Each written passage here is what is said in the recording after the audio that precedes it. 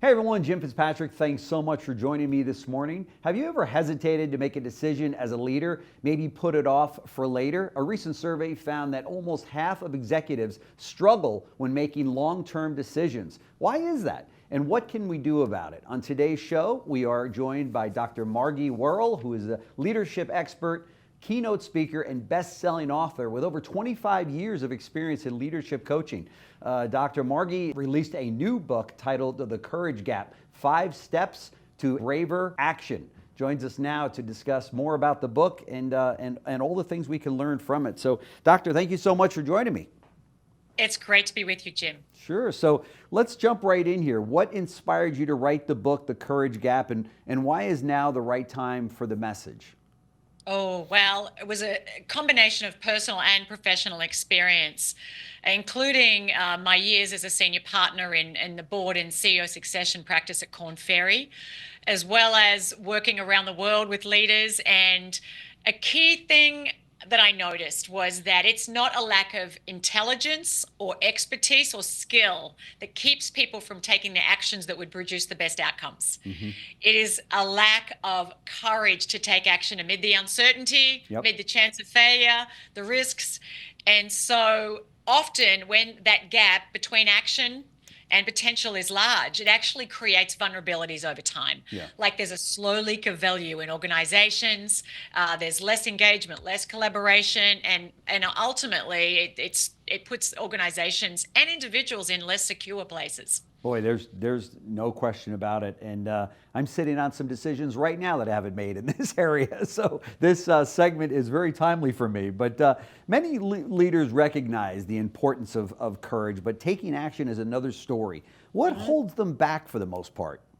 Our wiring. Human instinct. I mean, we are wired more for self-preservation than self-actualization. I mean, we are wired to protect the short-term sense of certainty and control and comfort. And so often when we're thinking about, do I, don't I? Do I make this decision or not? Do I have this difficult conversation or not? Do I invest in this new technology or innovation or not? Our brains are twice as sensitive to what could go wrong and what could be lost than what we want to make more right or gain. And so we are wired for cautiousness, for pulling back and playing it a little safe. And so we actually have to rise above that innate self-protective instinct in order to do the very things that would ultimately serve us best, help us lead best, and add value for others too. That's right. And how many times have we put something off and then make the decision and it comes through beautifully and we go, why didn't we do that months ago, right? Yeah. And it's interesting, Jim. The research shows that even when we try something and it doesn't land the optimal outcome, which is inevitable when there is unknowns, we still learn, we get information. That's right. We get feedback. Okay, that didn't work, but now we know more about what will work. Individually, we learn skills, we gain knowledge and expertise, etc. But when we don't do anything, when we go, well, let's just wait for the fog to clear, let's just wait till things settle down, we're actually depriving ourselves of any of that feedback. And so it is always going to be a better decision when there's a lot of uncertainty to do something than to do nothing. That's right. No question. And usually the team and the balance of the company, they're counting on you to make those tough decisions, right? That's why you're in the position to begin with. Yeah, absolutely. And yet, as people move up in their careers and move into more senior roles, the fall is further, the stakes are higher. That's right. And so often people who started out in their 20s maybe like really making lots of bold bets and putting themselves out there can become a little more risk averse as they hit the more senior ranks. And it's why I think for leaders, I do a lot of work with senior executives. It is so important for them to be continually just stepping back going, what am I about? What are my core values? What's the vision? And who is it that I need to be in this moment to make the best decisions, to take the best actions? Because that fear sometimes will govern and sort of pull invisible strings in ways people aren't always conscious of. That's right. And it immobilizes many people in doing that. Your book lays out 5 different steps. Can you share one that leaders can start to apply today? Well, yeah, you bet. Firstly, number one is focusing on what it is that you want and not on what you're afraid of. So, Good point. so often our attention gets pulled into the deficits, what we don't want to happen, what we're afraid won't happen, will happen. The resources that we don't have, the people who aren't leading in our teams the way we want them to, etc. And what we know is that our brains are going to look for evidence to support whatever we're focusing on. And so often we're putting our attention onto the negatives, onto the deficits, versus what is it you want to create? Right. What is it you can do? What are the resources you do have? What's the ultimate vision and what's the big why behind it? And how can you communicate that in ways that bring others on board, that ignite passion and purpose in other people? Right. So I think it's so important for leaders to constantly be making sure that their attention is on the outcomes they do want, because otherwise they are expanding the holes in everyone's psychological safety net, and people are going to they're going to be taking cues from you, and they're going to become more risk averse, and you're shutting down the very bold thinking and ingenuity and creativity that you actually need to be encouraging. That's right. That's right. And you want to encourage those that next line of leaders and managers to show them how this is done, right? Yeah, absolutely. I mean, the number one way we lead is how we model the behaviors we want to see more in others. And yet I can't tell you how often, Jim, as you mentioned, I do a lot of keynote speaking, and the brief will be, we want to have people be more innovative. We want to be challenging the status quo. We need them to be more agile.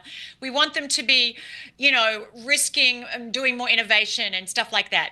And yet I'll see behaviors at the top are, well, it's okay for you to innovate as long as you get it right.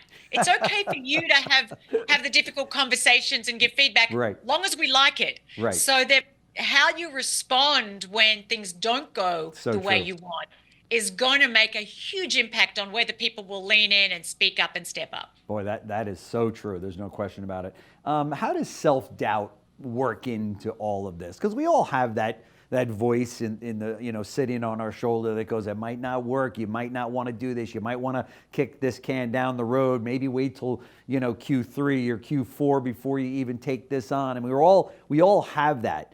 What are some of the strategies to overcome that? Yeah, well, let me just say firstly, doubt isn't all bad. I mean, someone who is absent of any doubt is dangerous. So it's okay for us to step back and go, is this the right decision? Is this the right time? Is this the right move to be making? But often those doubts are driven by fear. And what we need to do is to flip that around and go, what's the likely future if I don't do this? How am I going to be paying an invisible tax, personally in my business, if I don't invest in this new technology or in this innovation, or if we stick with the current system, process, strategy?